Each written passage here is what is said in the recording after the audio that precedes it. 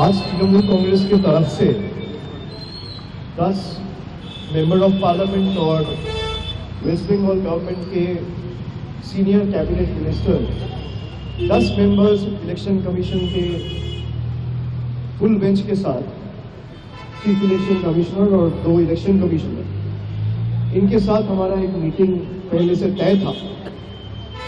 जो 8-10 मुद्दों पे आज बात हुआ है और 12 बजे की मीटिंग शुरू हुआ। अभी 2:45 बज रहे हैं, 2.5 घंटा मीटिंग चला है।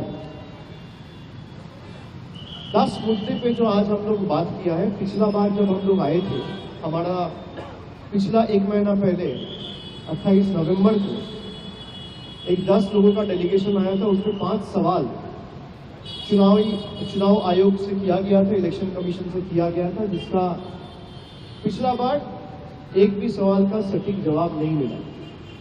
उसी दिन रात को कुछ पत्रकारों को सिलेक्टिवली लीक किया गया इलेक्शन कमीशन की तरफ से कि इलेक्शन कमीशन ने हर सवाल का जवाब दिया है। उसके तुरंत बाद मैंने एक ट्वीट किया कि तृणमूल कांग्रेस के पास डिजिटल एविडेंस है और एक भी सवाल का एक भी जवाब इलेक्शन कमीशन पिछला बार नहीं दिया है। इस बार भी हम लोग 10-11 पॉइंट्स लेके आए थे और 2-3 पॉइंट छोड़ के कहीं कोई क्लैरिटी नहीं मिला है।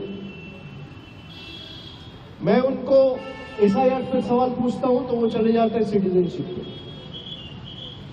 मैं उनको डिलीशन पे सवाल पूछता हूं तो वो चले जाता है इलेक्शन का फॉर्म 7 फिल करो।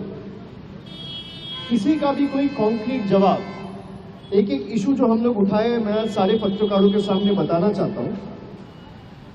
पहला तो हमने जो लॉजिकल डिस्क्रिपेंसीज के केसेस हैं, 1 करोड़ 36 लाख केसेस, और उसके अलग अलग 5-6 कैटेगरी बनाया गया है कि कुछ केसेस में पिताजी के साथ जो वोटर है उसका 15 साल का डिफरेंस है, इसलिए डिस्क्रिपेंसी में डाला है।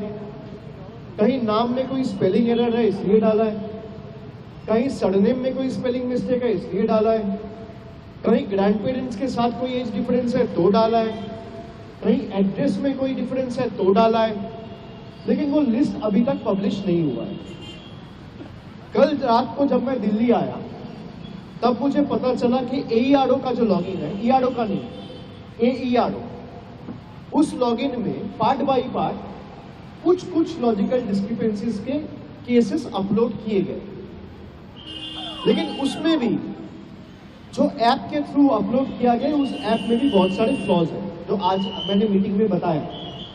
जैसे ही आप लॉजिकल